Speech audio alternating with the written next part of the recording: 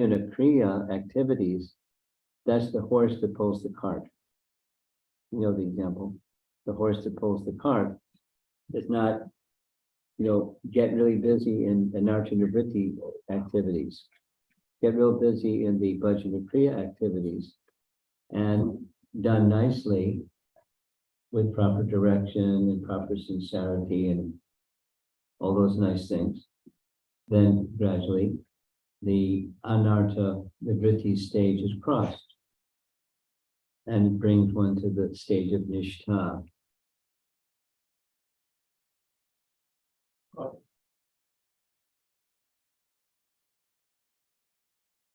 So that's where we are. We're approaching the nishtha stage, and there are these 5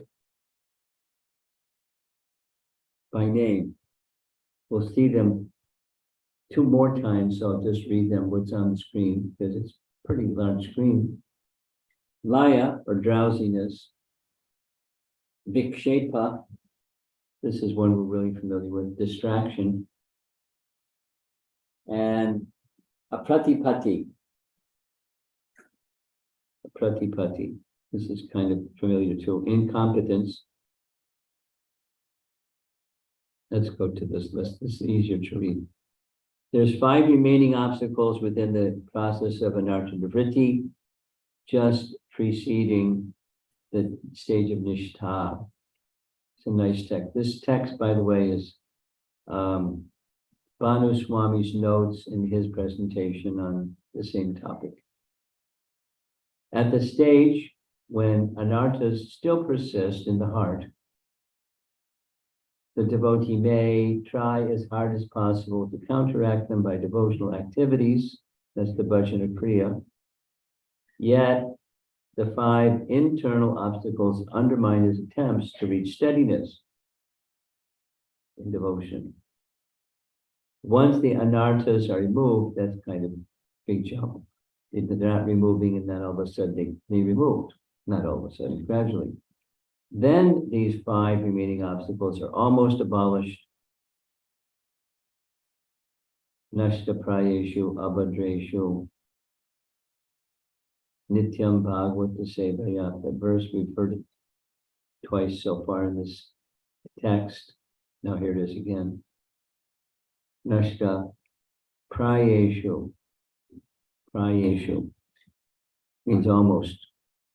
It's a stage, almost.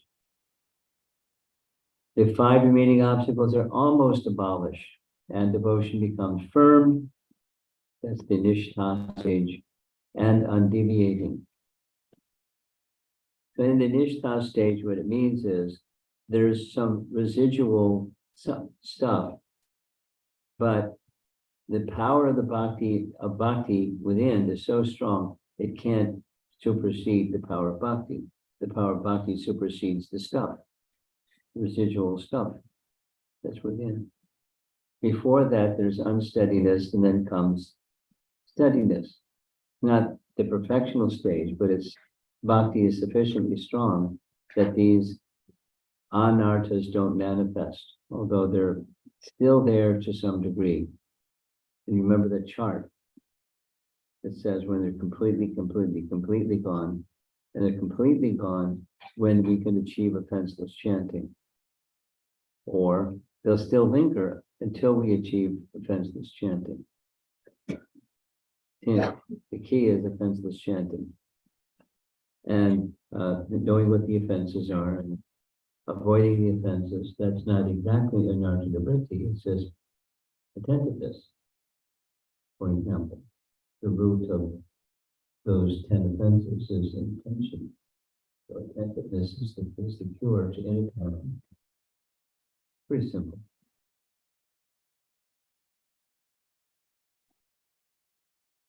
Therefore, it can be said that the absence of these 5 impediments in the heart are symptoms of the nishtha bhakti stage. So we're moving from unsteady to steady through the final stages of anartha-nivritti. So approaching the nishtha stage, nishtha means fixed, steady, Naishchalyam means non-movement. Same verbal root. As long as anarthas are still present, one cannot be steady. One attains steadiness when the following persistent obstacles or faults are absent. The first one is falling asleep. Mental inactivity or sleep during kirtan, shravana, and japa. Just a little anecdote. There's a very nice devotee, but during one stage, when they were younger, they had difficulty staying awake during japa, and they wanted to know what was the problem. So I said, let me consider. And then I remember very specifically on our 64 round day of the japa retreat, this particular devotee was sitting, in my language, like a sack of potatoes.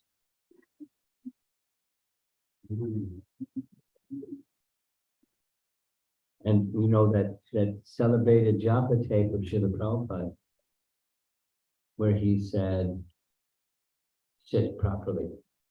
You know the tape, the recorded? That one? That one.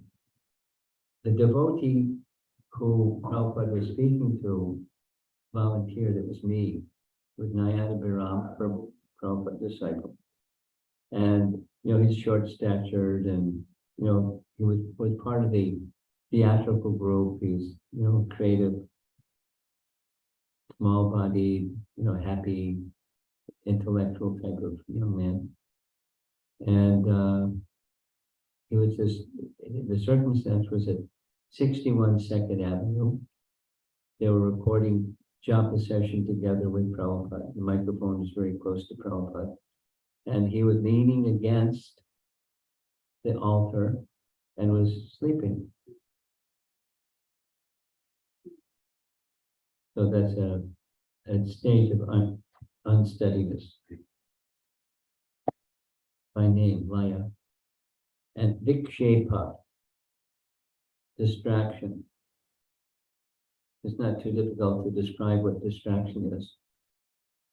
It's the flip side of attentiveness. So when you're inattentive, that means the mind is going here, the mind is going there. Something crosses the thought process of the mind, or the ears, or the eyes, or the something. And it's really easy for attention to go to those things.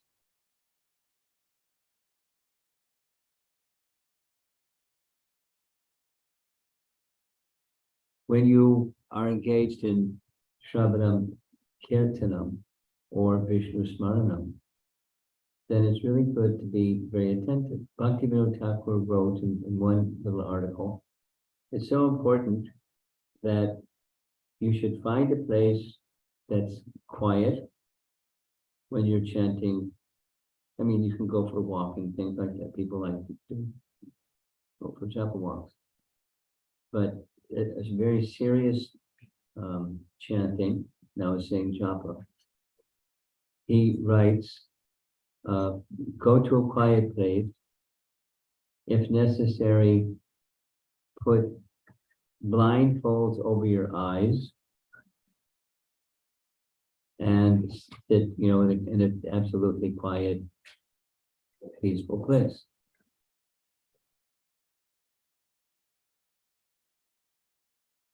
Not so long ago, we had a festival of the Holy Name, which is like the japa retreat. It's just more kirtan, along with the japa retreat. That's what it is. And one of the devotees, one of the older devotees, was chanting their 64 rounds wearing those earmuffs that they use on airplanes fields. They're like super duper. You can't, because it's really, when the jets are taking off, your eardrums can be wrecked. So they have very special equipment. So this devotee had one of those. And they're sitting in the temple room with all the devotees, just tuned into their japa.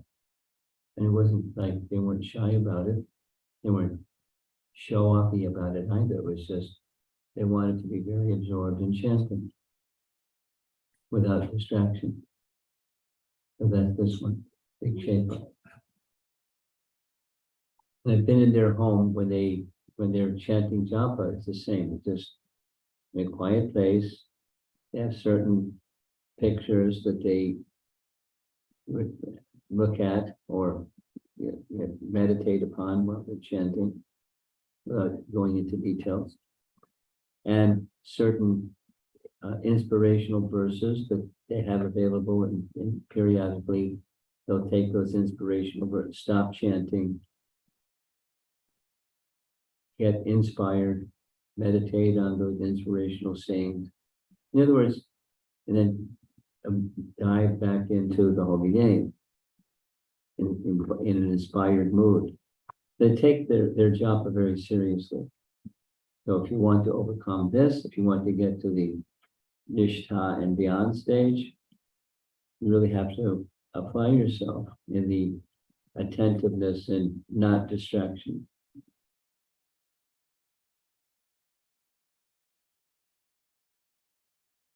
When we had our feedback session, how did it go, your 64 rounds? One devotee said, I forgot I left my phone in my car. And it was really good because I just left my phone in my car. And there wasn't anything distracting me from my phone, because in the modern times, the phone is a very distracting device. It's useful in one sense, and it's very distracting in another sense. So it's a good idea to leave it in your car or shut it off, and you don't go to it. Just leave it off.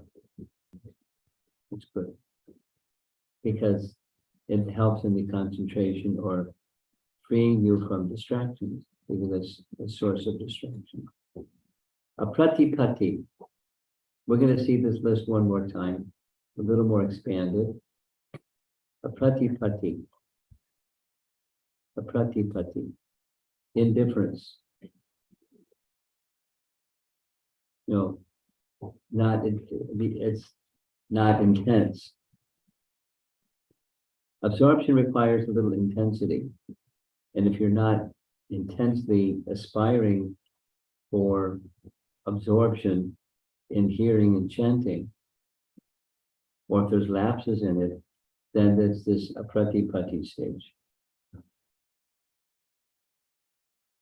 And kashaya, bad habits. That's kind of not so likely to show up during kirtan or during japa, but some bad thought or something comes into your mind, maybe that will show itself. Innate anger, greed, and pride. Prasavada. Prasavada. Residual taste for material enjoyment, which distracts the mind from absorption. So these are the 5.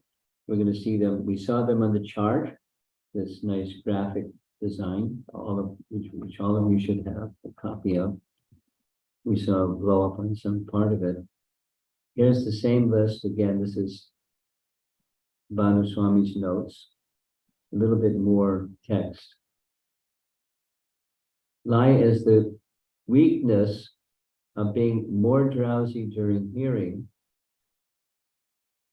about the Lord than while chanting his names, and more drowsy while remembering Lord Hari than during hearing. So, in other words, one is easier, the other is, one can be a little more lazy, a little more lazy than the other one.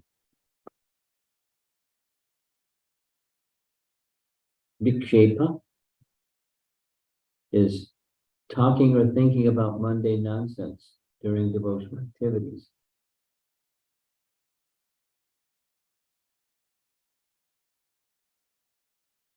Now, I don't know how much any of you have this distraction or this, going on while you're engaged in hearing. And it's not japa is a primary one because it's so essential to our bhakti life.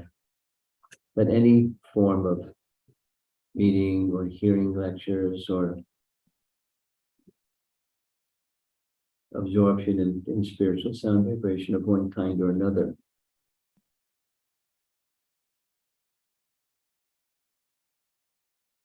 In the not yet mature state, there are interruptions in talking or thinking about other subjects, even in the midst of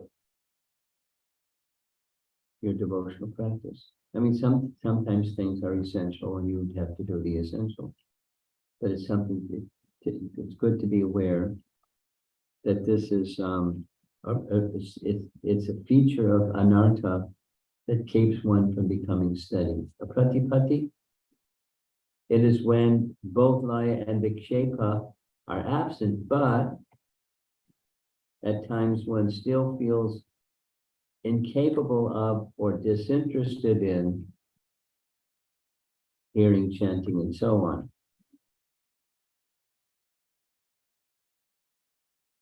So where does this list come from anyway? It's practical experience, but it's also scriptural.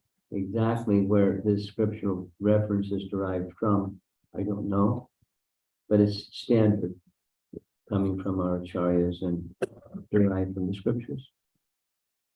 Kashaya is the tendency to display such faults as anger, greed, and arrogance during devotional activity. So not necessarily in kirtan or while chanting, but in the rest of your life. The other parts of your life, you're doing devotional activity of one kind or another. And these unwanted things, anarthas, may surface. And it blocks or checks progress towards the steady stage. Rasasvara, the mind is so attached to sense pleasure, often meditating on it, that one can't properly hear and chant with concentration. So these are, as you remember from the chart, it's residual stuff in the anartha category that is the last thing to go gradually before one comes to the nishtha stage. So now he moves us into the nishtha stage, or approaching the nishtha stage. So we haven't gotten to what's beyond it, and I don't plan this evening to go beyond. So anartha vritti, the final parts of the anartha vritti, moving into steadiness. So his analysis is that there's two types. One that is achieved by bhakti itself, that's natural. Sakshat bhakti vitarni. Some say that steadiness is attained in progression. Steadiness in body, steadiness in words, steadiness in mind. Some people say differently. Progress can differ depending upon one's eagerness to serve in a particular capacity.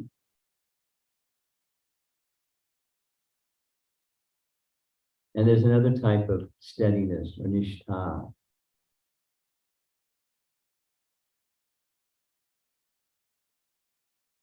And that's interesting. See if you can capture it. Elements favorable to bhakti. You know this word, anukula, accepting things favorable. Anukula vastu vartani. That is, culture, giving respect to others, humility, mercy, friendliness, proper Vaishnava achar, and your life is filled with that kind of conduct, and the consciousness that supports that kind of conduct helps to give rise to steadiness. And those things may be there even before one has steadiness or this sakshat bhakti. So it's a subtle distinction. And it's maybe not so critical, but he's including it because it's different approaches. Conversely, one may be arrogant or otherwise contaminated by residual effects of the lower modes being fixed and steady in bhakti itself. So that's, you're not there yet, obviously, if those things are there. The effects of the lower modes. Well, executing bhakti in a steady manner, but the lower modes are present. Only one who is wise and experienced can recognize the difference between steadiness that comes from bhakti itself and merely apparent steadiness manifest in the mode of goodness characteristics. You see the distinction? Any clarification questions about this distinction? Yeah, Could you repeat what you just said? I'll try. The last, I'll just restate the last statement here on this sheet, on the page, on the slide.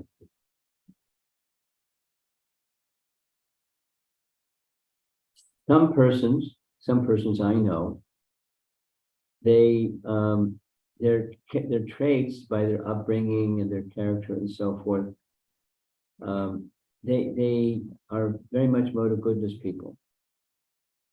I mean, it's not so common, but there are such people. Well, I'll be specific. I met one in China. By circumstance, we had a japa retreat. Literally, it was a japa retreat at a place in Beijing. I think I can say this in a recorded YouTube class, where it looked like we weren't in Beijing, meaning the architecture and everything was very traditional. Felt like we just went back in history and somewhere outside Beijing into, ancient days. And there was, technology. There was a sound system that was really good. There was a projector that was really good. He had, elements that were modern, but the aesthetics of the place was traditional Chinese, everything. It's very nice. And at the end, the next day, the owner of the place wanted to meet me, so I was happy to meet him. And very cultured man. We had very nice discussion on interesting topics. One of the things that's part of the culture is he gave a nice gift. The gift that he gave was all in Chinese. So I gave the book to another devotee because they have a library in their ashram. But it was a 5-part book about that thick, and each of the parts was that thick. It was all handwritten, and I was told later, it was handwritten by a celebrated handwritten personality. But that what he said was, remember my telling you about this? The man said, this is a curriculum that cultured children in China study. And it tells all kinds of things. Did you find out what it was? Did you find out from Sandini what that book was? No.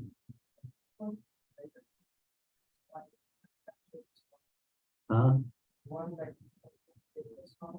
No, not that.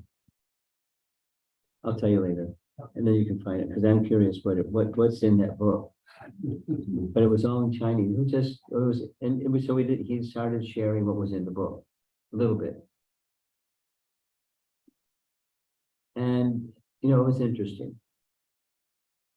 Very traditional, very cultured man, very refined in his speech and his mannerisms and his character. It's just emitted, a very refined person kind of vibe. But it wasn't bhakti bhav. So it's the semblance of. And so, yeah, I feel this man is a good candidate for bhakti taking root. If it's just done in the right way by the right person. So I made a gift to him of a book that was written by one of our ISKCON sannyasis, who is a PhD, Krishna Kshetra Swami, and it's in Chinese, in English too, but he has a PhD from Oxford University, and it's a comparison between the yoga and China traditions. This some title like that. So Vedic and Chinese overlap.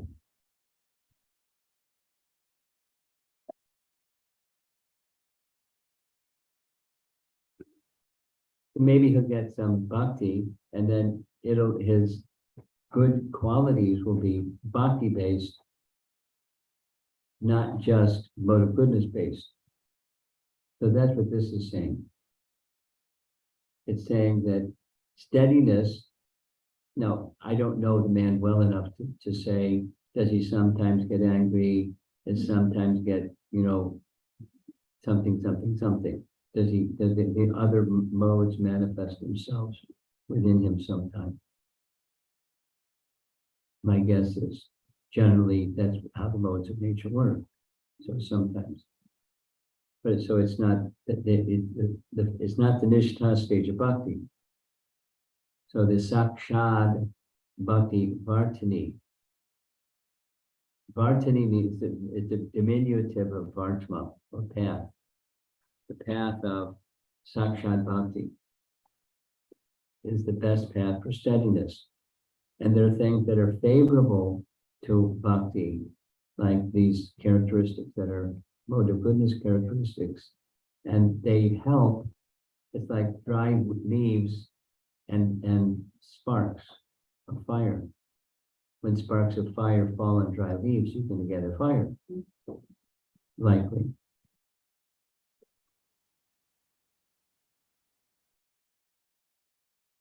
So that there's two types of steadiness, and we're interested in Madhurya Kadambini is interesting us in that which comes directly from bhakti itself. That is, the anarthas are diminished and practically nil. Practically nil to the point where they just don't manifest, even there's traces of them there. This is from Madhurya Kadambini, other aspects of nishtha. He does this from time to time, this I and mind conception, the spiritualization of the I and mind conception becomes pervasive. That is pervasive in all the aspects of your life, your devotional life, and what you do in the kitchen, and what you do in the workplace, and what you do with your family, and what you do, when you're with the community members, and what you do. It's the spiritualization of the I and mind becomes pervasive in the nishtha stage. It's a symptom. There may be traces of ignorance and passion, but they cannot act. How? They cannot act because of nishtha. Bhakti overwhelms them. If they start to rise, bhakti will overwhelm them very quickly. In meditation,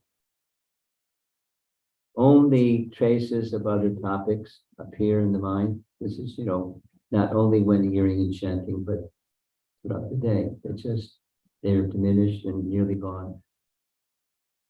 However, according to Madhurya Kadambini, material attachments are still prominent. Material attachments. That means, the conception of conception of I and mine becomes spiritualized at the same time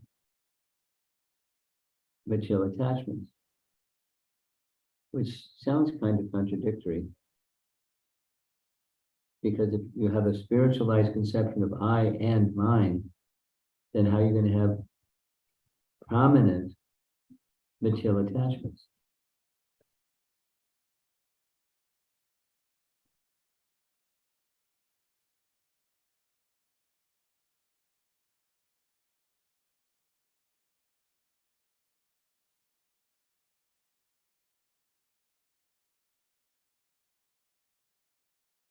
You know, an obvious one, Prabhupada said this about himself, so it's not pointing fingers at other people. Prabhupada said it was very difficult for him to take up sannyas. Because although there was this and that and the other thing within his family life, there was attachment. It was not easy for him. And that was for him. If it's not easy for him, then what about the rest of us? Because his bhakti was so well developed and powerful and strong. But you know, it grew and it grew and it grew, and it came to the point where he just gave it up. How to determine if someone is on the platform of nishtha? Now, we certainly what we don't want to do is be judgmental. But one of the things we do want to do is have intelligence where we can discern one thing from another thing. So how to discern the nishtha stage when you see, is this nishtha stage or not? See whether they are intense in their endeavor to hear and chant, or if they are slack in a consistent manner, not just a sporadic manner. If they are steady day after day after day, and intense in their effort to be attentive in chanting, hearing, and other forms of devotion, then anartha vritti will progress quickly, and offenseless chanting will be quickly approached. Offenseless chanting will be quickly approached. Such sadhakas are approaching the stage of nishtha. So the operative, this is Madhurya Kadambini, this is Vishwanath Chakravarti Thakur giving us an inside glimpse, a peek, or a secret. Intense effort to be attentive. Intense effort to be attentive in chanting, hearing, and other forms of devotion. Now, some persons are more inclined to this or to that or to the other aspect of devotion. For example, some people are more easily absorbed in deity worship or seeing the deity, and considering, contemplating how to decorate the deity. There's a place, I mean, the devotee wouldn't mind if I gave their name, but I won't give their name. They like sewing dresses for deities. And so they make dresses just out of their own. They get the measurements and they make dresses for multiple deities throughout the year. Multiple dresses for multiple deities throughout the year. And they're very nice outfits at their own expense. And it's just devotional meditation. That's what's being described here. Meditation that's just very natural for them. And then there's a practical outlet for them in the form of sewing. And they sew bead bags and they sew, so it's it's just their absorption. But for some people, that's an easy absorption. Some people, reading is easy absorption. Some people, kirtan is easy absorption. Some people like kitchen activity. It's real easy for them. And some people, it's multiple. So that's where the meditation becomes pervasive, and the higher stages of bhakti can be discerned. There's intense effort to be attentive. That means bhakti. It's not a mechanical intense effort to be attentive. It's a bhakti effort, because otherwise it doesn't sustain. Summary. The laxity or intensity of effort, as well as the difficulty or ease in hearing, chanting, and doing other devotional service, are the criteria for entering into, as well as evaluating nishtha, steadiness in bhakti. Here's a chart. You've seen this chart before. They're the 5 stages found in Taittiriya Upanishad. This chart, just refresher, it shows 6, but the one that's listed in the Bhagavad Gita is 5, Pancha Pusham. So, Anamoya, Pranamoya, and Jnanamoya. These are in the realm of material consciousness. These are in the realm of transcendental consciousness. And look at this over on the right side. The Madhyama Bhakta. You see on the far right? Madhyama Adhikari. So the Madhyama stage comes when it becomes initiated and then upwards. And the prior to that is the Kanishta stage. One is preparing for that Madhyama stage. And then the Nartana Vritti, Nishtha, Ruchi, Asakti. Very high. Ruchi and Asakti, very high. And those are part of the 9 stages of bhakti, starting from Shraddha at the bottom, preliminary phase. Sadhu Sangha, Bhajana Kriya.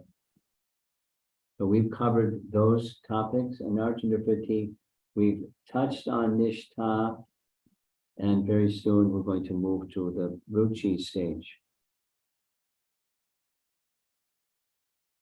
This is Madhurya Kadambini. It's common for a writer to do this. They'll cover a topic, then they'll step back and say, okay, let's look at the ground that we've covered so far. There's sadhana bhakti. It goes sadhana bhakti, a little different than that chart you saw. It goes from bhajana kriya all the way up to asakti. Whoa. That means what comes after sadhana? What comes after sadhana is bhava bhakti. And what comes after bhava bhakti is prema bhakti. So sadhana, let's go back to this chart.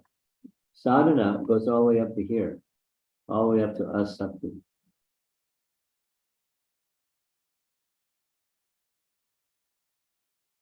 And then bhava bhakti and prema bhakti. So we're in the sadhana stage. Unless somebody here is in the prema bhakti stage, I doubt it. We're probably in the sadhana stage. And there's stages subset within the sadhana stage. And it has everything to do with, let's say, that the part we've just been discussing is steadiness in effort and concentration upon the subject matter, Krishna. And that becomes possible through devotion, and we'll say it negatively, and doesn't become equally positive or possible without devotion. That is, it's an attachment to, a loving attachment to a person. Because bhakti requires those 3 things: the subject, the object, and the exchange of service with emotion in between the subject and the object. Okay. The Srimad Bhagavatam's definition of Kanishta, we saw before Kanishta on the right side, does not really apply since this person does not associate with devotees. A Kanishta is not yet in the association of devotees. Madhyama starts with Sadhu Sangha. Remember the chart? Madhyama, so what he's writing what Vishwanath Chakravarti Thakur is writing is a little different than that chart. We'll say what this says, we'll go back to the chart, we'll come back to what this says.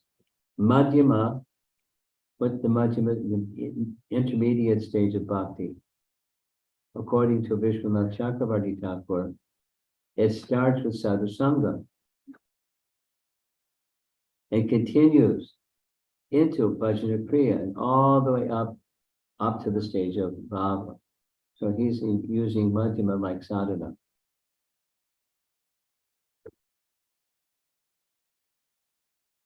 The uttama is that upper bhava and prema stage.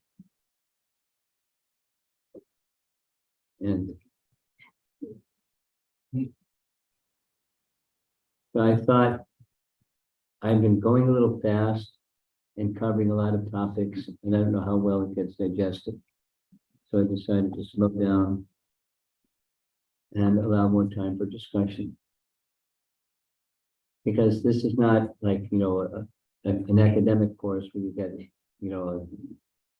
A, B, C, or D, or something like that. And it's not just that, it's not academic. It's meant to help us understand how we can go further and how to gauge how well we're doing going further.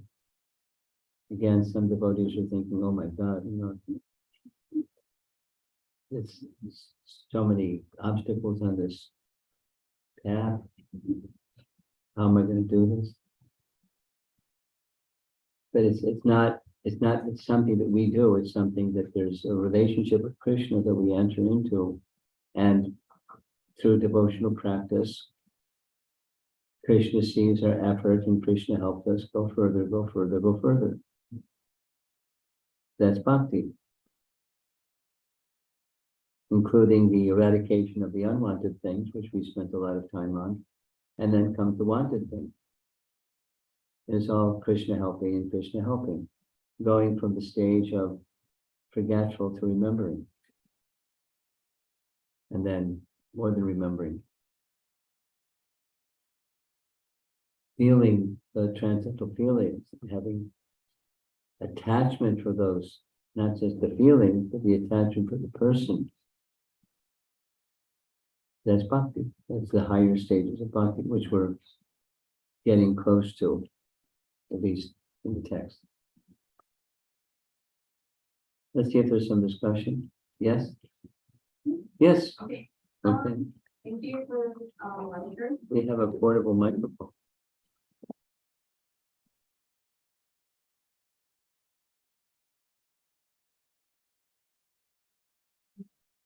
Thank you for the presentation. My question is like it's the very last thing that you said. When you said it's not about having the feeling, it's also about having the attachment. What's the difference between the feeling and the attachment? What's the difference between what and what? The feeling and attachment. Well, there's overlap for sure, but the feeling is the affective part, and the attachment can be the motivational part. It's just like those people that teach about compassion. I'm making a comparison. It's not one-to-one, but when in teaching about compassion, there's something that you may feel, and there's something that you may do in relation to another person.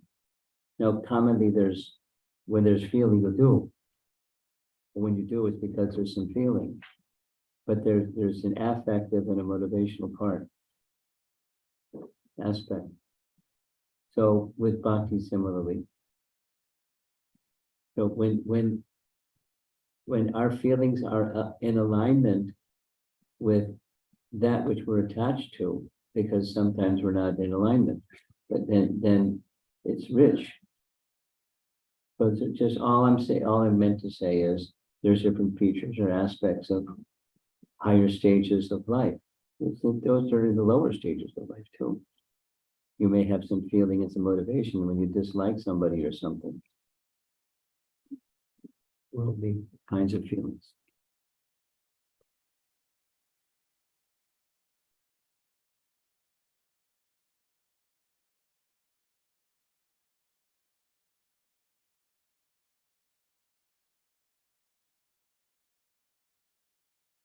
Krishna was Hare Krishna.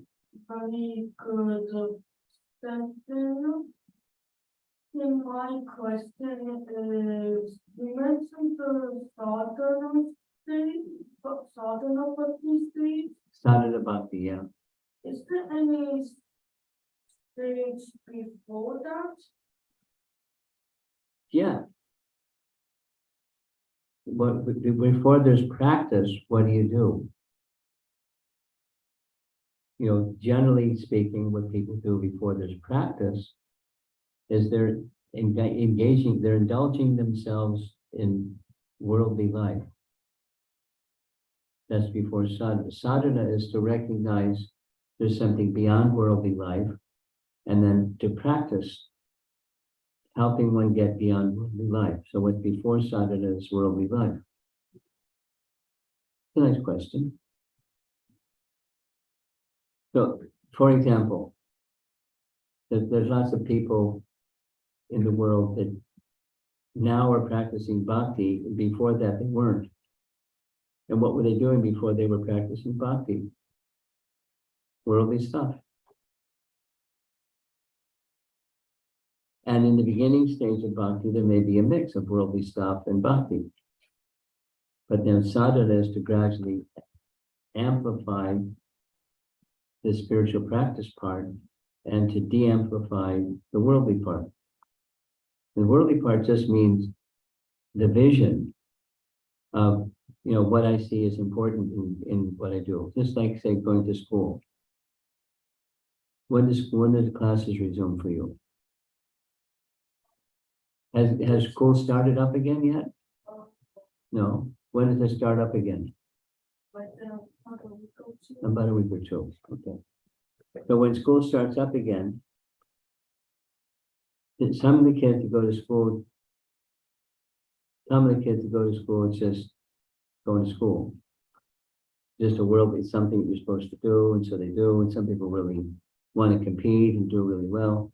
And then some people like you have some idea that there's a place for this, and there's a place for bhakti in my life too.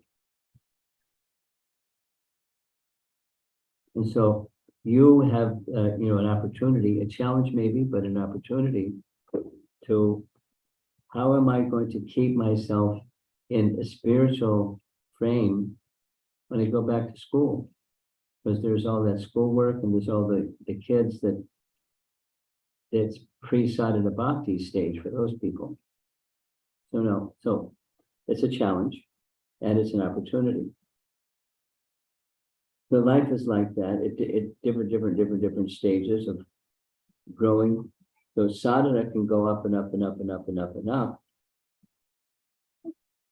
But so pre-sadhana, it's just material absorption, living life without any sense of spiritual purpose or direction.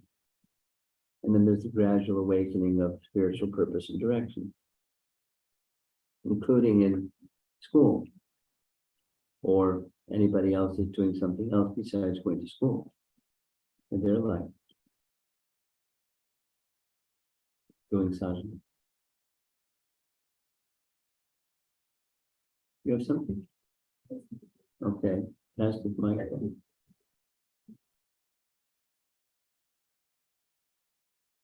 I wanted to clarify what is spiritualization of having money.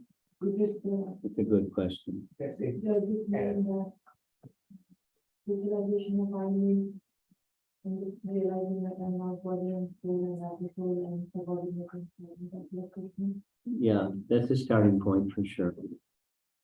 and spiritualization of mind, I don't understand. You did understand that nothing belongs to me and visualization and so on. I didn't hear exactly what you said, but the mind flows from the I. What's mine is that which is connected with me. Generally speaking, what's connected with me, if I'm this body, what's connected with me is mine. That's my house, my family, my paraphernalia, you that my work and the fruits of my work and what the fruits of my work can achieve. And so it's what comes from me, the body. That's the mind, the material conception of mind. The spiritualized conception it's Krishna's. That's the spiritualized conception of mind. And the spiritualized conception of I is not just I'm not this body, but as spirit soul, who am I if I'm spirit soul? I'm part and parcel of Krishna, man for his service. That's I. And then it can continue to grow as one becomes spiritually mature.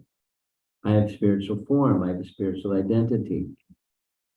And I don't know yet what that is, and when will that stage come? It comes when many layers of covering are removed, and I'm eager to have a sense of I, and then the complete spiritual conception of mine is nothing is mine but my relationship with Krishna.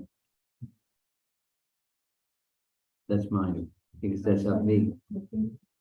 Huh? Should I say it again? Well, what's mine, the one thing that I can say in spiritual conception, one thing I can say is mine is my relationship with Krishna. And everything else isn't mine, but that's mine. And then it gets more detailed. What's my relationship with Krishna? Then it gets into spiritual form and spirit and rasa, and one's eternal relation activities in relation to Krishna, but that's biggest detail to detail to detail. But my relationship with Krishna is mine. No one can take it from me. That's mine. That's what's mine. Everything else, and it will be taken from me. And therefore it's not mine. My car, my bank balance, all the other my things. There's someone right behind you, very enthusiastically want to say something. Hare Krishna. Yeah. I have a good question. At what stage of bhakti does a devotee starts discriminating between dharma and adharma, or pious and impious, or good and bad? So, Well, you just said three things, not just one thing. The first was the stage, and then it was making discriminations. So, a child can enter into that realm, and they go to, if they're going to get it right, they're going to go to some spiritual authority. Their mom and dad, for one, or what's right, what's wrong. It starts pretty early. Sometimes the light isn't on. They don't ask what's right or wrong. They just do what they want to do. But your question was at what stage? And when I'm accountable to other people, I'm not just on my own. I'm not a little child that can do anything because I feel like it. So I do it because that's what I do. I just indiscriminately do whatever I like. So at what stage does it come? When there's this sense of accountability to others. My life has a connection with others, and I need to understand right and wrong from others. Like it's pretty simple. It's like parenting, and parents have a responsibility to help their child dependent understand. Don't lie. The do's and do nots. Don't steal, etc. It's just because that's a moral compass that it's just something that you don't do. You give your word, you keep your word. It's a value. So your question is at what point? So my response is, as soon as you have some recognition, you're accountable to other people.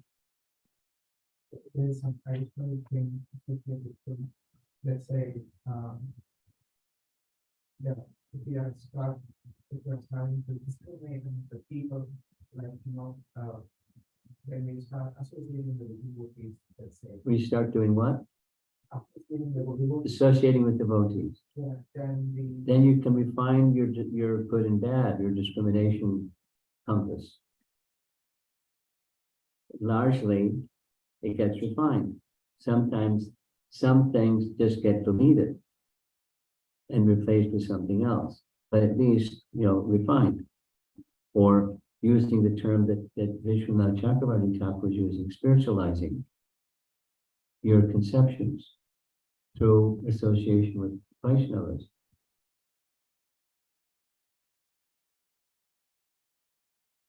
I'd like to understand, where is this question coming from? What is it that you'd really like to know? There was a post this morning I read on Facebook that one of the devotees has posted, and he's from the Gaudiya Math, the Narayana Society.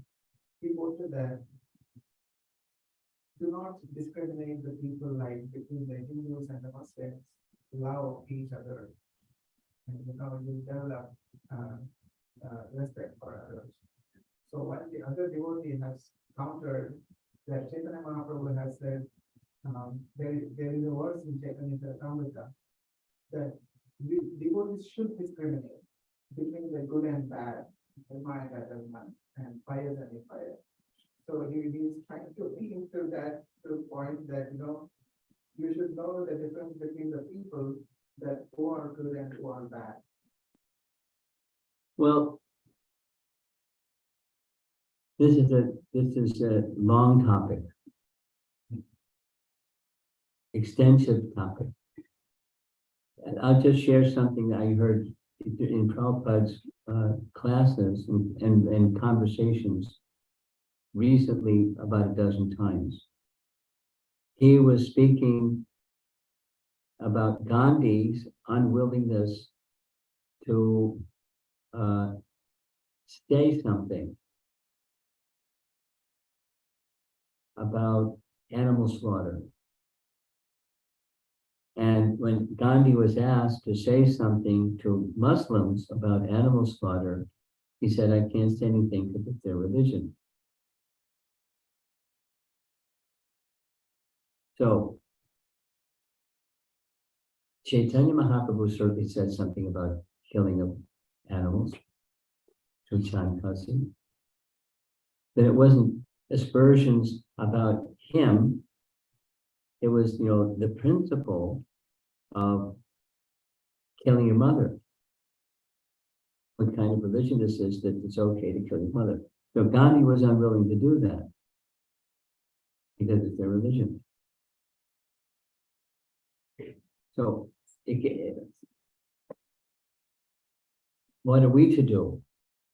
So that's another question. Are we to make such discriminations? Is it okay? Is it something we shouldn't do? So we don't cast aspersions to people that have practices other than our practices, tradition or otherwise. But there's from the Vedas, there's standards of proper conduct. That's dharma, which is your question. And there's adharma. So protection of cows and protection of women are standards of dharma. Because cow is mother. Now how can you eat your mother? Kill your mother and eat your mother? What kind of dharma is that? So it's not criticizing Chankasi, it's criticizing the value that's misplaced. One of the things that Prabhupada writes, this is another for example, that grandfather Bhishma had to perish the way that he perished to teach a lesson that whoever you are, if you don't protect women, you're going to have to suffer because women are to be protected. It's just a principle. It's a dharma principle. So it doesn't matter what religion, doesn't matter what country, doesn't matter your language, it doesn't matter your anything. It's just it's a dharmic principle that's to be honored. So back to the question, should we make such distinctions? Yes. Now, where do you get the standard? What is dharma? What is adharma? So that's another question.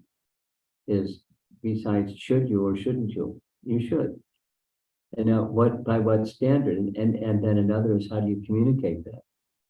Never disrespectfully, always respectfully. But so the standard is the ultimate source is the Vedas. And then there's the disciplic succession through which the Vedas come. And then the great acharyas who are the torchbearers of that principle of Dharma through disciplic succession. We go to those personalities as Guru Sadhu Shastra to understand what is Dharma, what is Adharma, what is to be done, what is not to be done.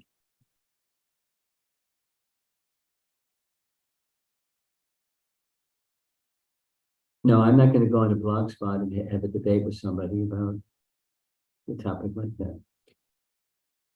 But that's my response to the question. Thank you.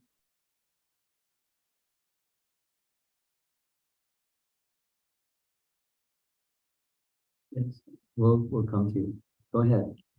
Hare Krishna, Guru Maharaj, please accept my humble obeisance. In one of the classes, you mentioned that peace independent of purity and faith. Well, but that's a little qualifier, please. Is independent of purity in what sense? Because bhakti is pure. Supposing one is not yet pure, are you eligible to do bhakti? It's not a prerequisite. You cannot do bhakti until you're pure. That's not so. Bhakti is not dependent upon purity to be a practitioner of bhakti. It's just a qualifier of the statement, please. Guru Maharaj, so I understand the purity part of it. Okay. But the faith, like without the faith, how can a person develop bhakti? Without which? Without faith. Faith. Oh, faith. Supposing two things. Faith is intrinsic to the soul. Divisions of faith, Bhagavad Gita chapter. If one doesn't have faith in you, Krishna, will they have faith in something?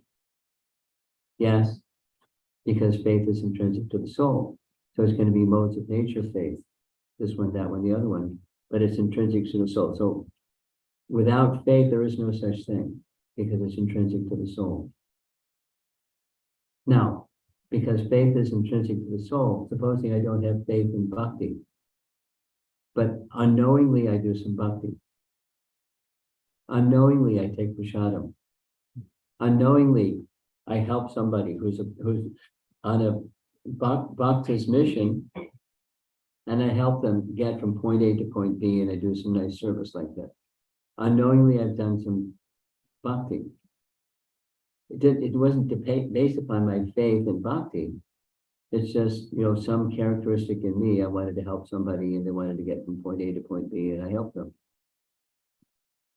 It says agyata sukriti. So agyata isn't dependent upon faith. That's the meaning. So the accumulation of unknowing may lead to eventually knowingly choosing, let me do something that's for Vishnu or Krishna or their devotees, knowingly. Okay? Thank you. Okay. Behind you? Yeah.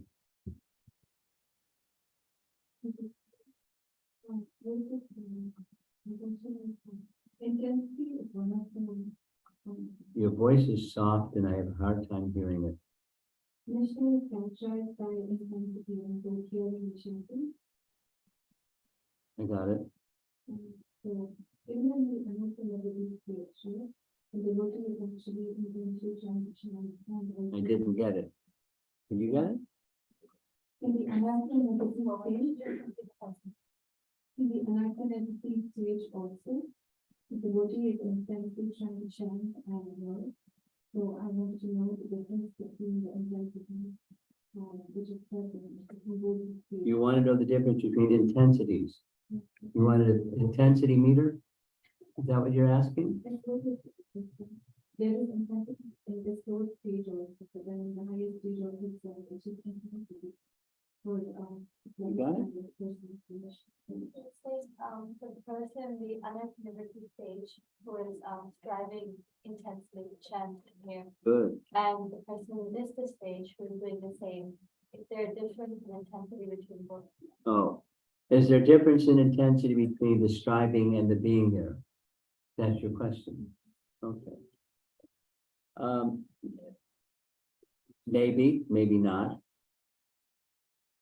The main distinction between the two is in the Nishtha stage, the intensity of endeavor and the connection with the object, that's, Krishna, in his name, form, qualities, pastimes, etc. The intensity is such that the anarthas don't manifest. They're obscured by the power of that effort. So it may be the same, or it may be that as one goes further in the Nishtha stage, it becomes stronger and stronger. The effort becomes stronger and stronger. But it may be the same.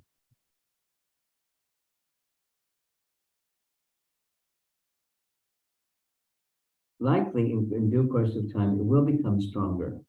And likely in due course of time, the residual effect will also diminish. The unwanted things that are there to some degree will diminish. The intensity will become greater. Even in the Nishtha stage, or any one of the subsequent stages. The pan balance will be doing its thing. The less of this and more of that. But it can be the same. At least in the initial transition stages, the same. Is that what your question is? So there's like more of a here and the stage when the thing as the same, sometimes it can also be the same, then it can be the same. But then the effort and the distraction will become less in the initial stage. So it's more intimate. So the effort is. Your question is so sincerely asked, but I didn't get it. Go ahead. She was saying that, the sincerity at the anartha-nivritti stage is probably the same as at the Nistha stage, but there's less distractions. Yeah. However, it's also certainly possible that the intensity will increase. It would seem that it would naturally increase just intuitively. Because what comes after that is ruchi and asakti. And that's, it's an exceptional Vaishnava, where they're at 100%. And even, generally speaking, the bhakti is dynamic, not static. So even 100% at this stage is not going to be the same as 100% at that stage. It's not going to be the 100% at the next stage. Because bhakti is dynamic, not static. It's a detail. So is that means it's fluctuating? What's that? Is that means it is fluctuating? Well, it means it's dynamic. You can say fluctuating, I'll say dynamic. Kamal Krishna Maharaj asked Prabhupada, the dynamic was in the answer. Is it possible, Prabhupada, that one can begin one's devotional practice on these elevated stages and have a certain rasa, and in course of time, that rasa may change? And Prabhupada's answer was, why not? Bhakti is dynamic, not static. You say fluctuating. Prabhupada's word was dynamic. Kaboom, explosive. It's moving in that sense, fluctuating, but it's growing and expanding. Dynamic. Yes, the way I was saying is like on the graph, it is not going straight line, but Yes. it's going up and down. Yeah, it's not just up and down though, maybe just up and up. Okay, so is it possible for someone who is in Madhyama state and at times go down? Yeah, sure. That's exactly the experience. the sine curve. But what happens with the sine curve is two things. Gradually, one of the axes starts to slope up. It doesn't go down so much. It keeps going up and up. And then the amplitude of the sine curve also diminishes and it starts to become not flat, but less down. And then, so then the emotions, for example, this question was there about emotion. It may be intense and look like sadness, like feelings of separation or things like that, or anticipation of separation. Like, when Krishna was going to leave Vrindavan, or when Ramchandra was going to leave Ayodhya, and people were in a tizzy. But it was increasing their ecstatic love.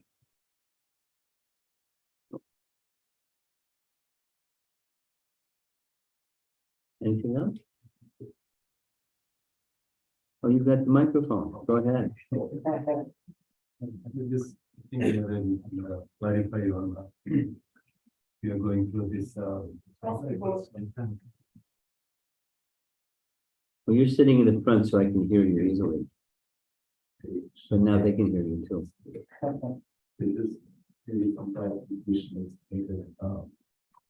The understanding is not and yet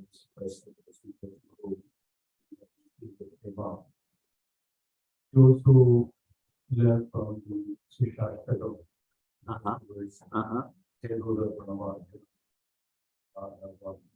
Yeah.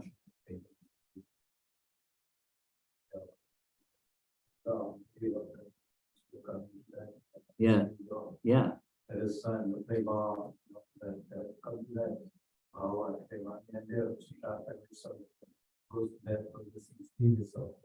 Yes. And when we look at this, the stages of the understanding, is it that when we chant the holy name, itself can take us there, or the potency of the holy name takes us itself to take there, or that the potency of the holy name will enable us to go through all these different stages. Itself will give us all that we need to do intention. Like the endeavor should be there, but the potency of the holy name itself that can give us that all this, surpasses the different stages like this. Reach that. I think I understand your question. Let me say back what I think your question is. A or B. The potencies within the holy name are such and so great and so filled with mercy, etc., that the holy name alone can carry us to these higher stages of bhakti. And all we have to do is remain faithful to the holy name, and we'll get carried to those higher stages of bhakti. Or B. Now, I'm not exactly sure what the B is, because my response to it's not A entirely, because there's a relationship. There's something that we need to do, or that the same holy name is there for everybody. And why is it that some persons progress more and some persons progress less, or some more swiftly and some more slowly than others, if everything is dependent upon the potency that's within the holy name? So it's not just everything is within the holy name, and we get carried like a mother carries the child, or a cat carries the kitten by the soft part of the back of their neck, and the kitten is just dangling, and they're carrying the kitten from point A to point B. But the bhakti process requires some effort from our side. And the effort from our side is not a mechanical effort, it's a devotional effort. It's where the intention, the language is very important. The intention that Krishna should be pleased is the operative principle from our side. And to the degree that we exercise that operative principle, that is intending when chanting and doing other things, doing our worship and doing the 9 bhakti processes,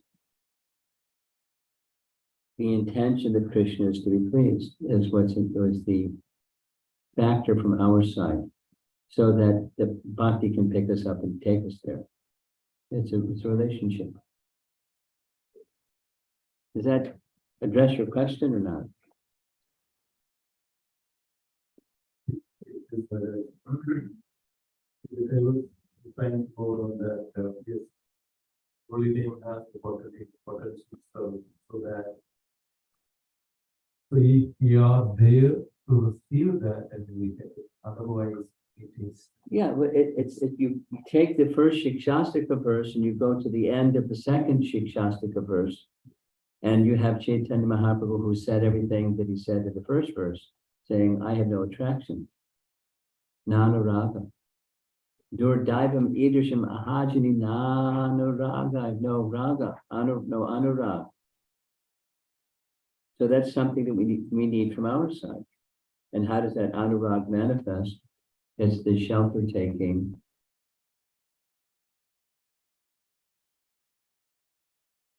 It's going like this, and then the mother or father picks up the child. They can pick up the child, even if the child doesn't do like that. But it's part of the exchange between the child and the parent. So that's the anurag part, and then the Shikshastika 3 is steps to strengthen the anurag part. So it's something we have to do from our side.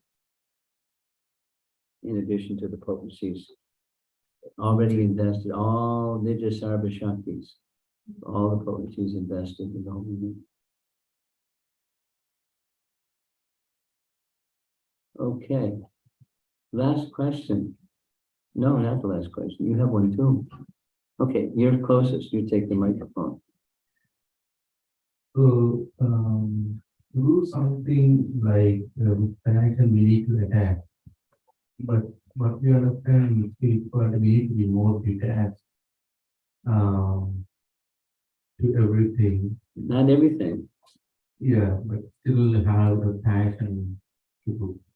How to be detached and have passion with attachment? Well, it's very simple. Chapter 5 Bhagavad Gita. Chapter 5 Bhagavad Gita. What is called detachment is attachment to the Supreme. Detachment from the temporary is attachment to the Supreme. Without attachment to the Supreme, there's not detachment. It's not what real detachment is. It's disgust, but it's not detachment. It's like a rubber band, and it'll get elastically, attached again. So what is called renunciation, Krishna's words in Bhagavad Gita, is the same as attachment to me. So you just transfer the attachment from the temporary to the eternal. And that's then spiritualization of eye and mind perception. That was your question. Now you do get the last question. So, on the same line, You have something else. clarification, same one. Okay. So when we are saying like Here attachment, comes the microphone. Your voice is strong. I don't know if you need a microphone. So. Go ahead. when we say like attachment to Krishna, so that means it has to go through, has to be on the principle of dharma. Yeah. So otherwise it is not attachment, Oh, it's just imagination. just wanted to mention.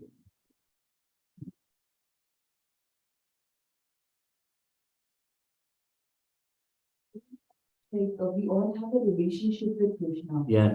So in this stages of bhakti, at what stage is that relationship revealed to us? At what stage? Nice question. When you're ready, that's when it's revealed.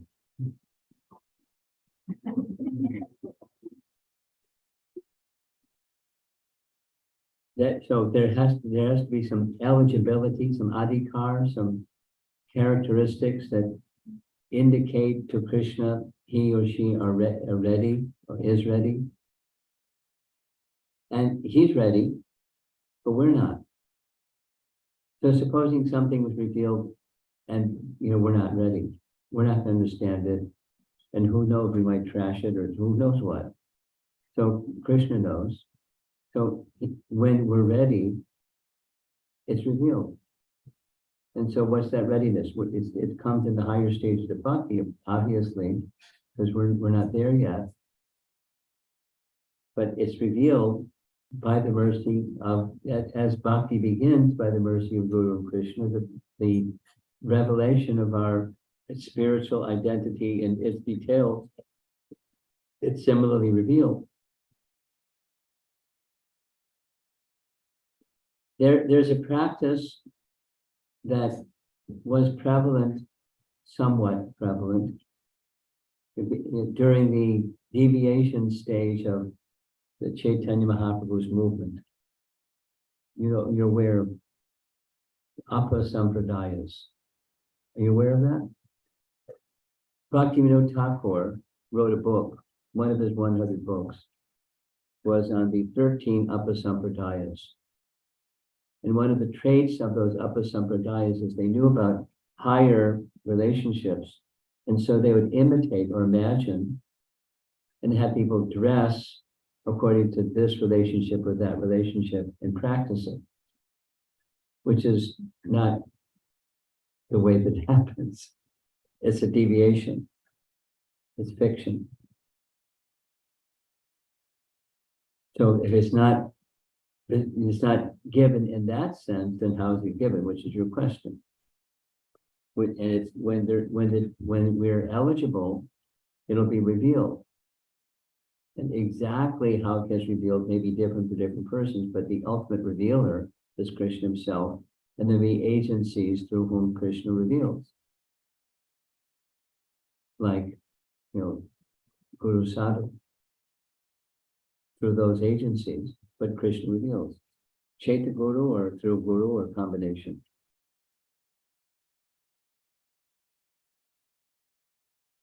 Thank you. Thank you very much.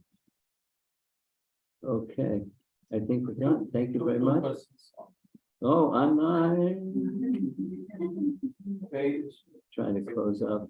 so, Nitya Kishori Mataji, please accept my humble obeisances. Good Maharaj. You told initiation means preparing for Madhyama stage. But I've seen sometimes non-initiates devotees are much better than initiated devotees. Please clarify symptoms of those on Madhyama stage.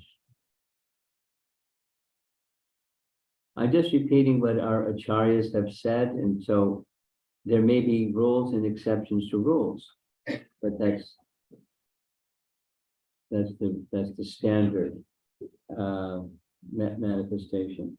That with initiation comes something, and it's a bestowal of Krishna's mercy through that process of connecting with Krishna through initiation. So there's something that comes through the process, not make believe. So somebody may receive Krishna's mercy before that stage of initiation, and that's fantastic. And say it the other way, because somebody has initiation, it doesn't mean that they're going to have all good qualities all of a sudden. Or if they slacken, then their good qualities are going to be there anyways because they got initiated. So it's an ongoing submission process. It's not entirely dependent upon something, an event like initiation. But with initiation comes something, comes Krishna's mercy. Next. Yeah, last question. Amritanand Prabhu. Hare Krishna Maharaj. Thank you for the class. My question is related to executing sadhana. The value association of a sadhu inspires us to follow Vani intensely. But the more intensity we execute sadhana, the more intensely Maya attacks. We feel like a yo-yo. sometimes by winning, sometimes losing against Maya. It is frustrating and at times depressing. How do we remain steady in such a situation? It has everything to do with your relationship with Krishna. And faith in that relationship with Krishna is something that's real. And when you're going through an intense purification experience, it's part of your relationship with Krishna, and you accept it with a big smile because Krishna's helping you. This is Bhakti Siddhanta. Krishna's helping, he's very especially and kindly helping you to become free from the very root cause of your material existence. What's the root cause of our material existence? Avidya. So when the root cause of material existence is being uprooted, it may be an ouch experience. That's okay. You don't have to feel good about losing material existence. But when you're losing material existence, it really is a feel-good experience in the higher sense. Amritananda, why don't you read text 51? No. I'll send you, Amritananda, I'll send you a document that has many Bhaktisiddhanta Saraswati Thakur sayings on this topic. And you'll feel better. Because it's kindness, Krishna's kindness, exactly when you're making a greater effort to become free from material contamination, it seems like, it feels like it gets more difficult. And that's the message is don't apply yourself so diligently, Amritananda. Take it easy. Don't get purified so quickly. Okay. Yeah. Srila Prabhupada ki. Yeah.